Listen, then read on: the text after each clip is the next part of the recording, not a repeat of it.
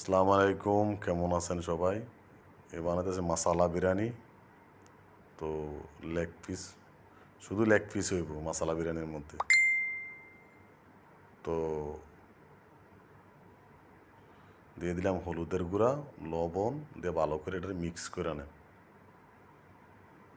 তো মিক্স করা হইয়া গেছে, তো এখন তেলে ভাইজা নেন। ভালোভাবে তেলে ভাইজা নিয়ে সেটা তারপরে মশলাটা বানাম।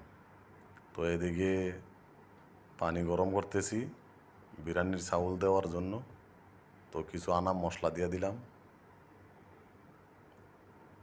তো মুরগিগুলো প্রায় ভাজা শেষ।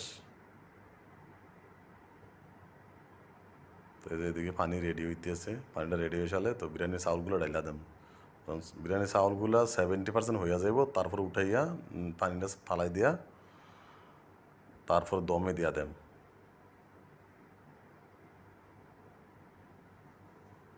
তো 4 কেজি মুরগির সাথে 4 কেজি বিরিয়ানির চাউল হইব আর কি, বাসমতি চাউল। তো এদিকে মশলাটা কষানো হইতেছে। তো লেগ পিসগুলো দিয়া সুন্দর মতো কষাইয়া লেগ পিসগুলো দিয়া তারপরে বিরিয়ানির উপরে দিয়া দেন।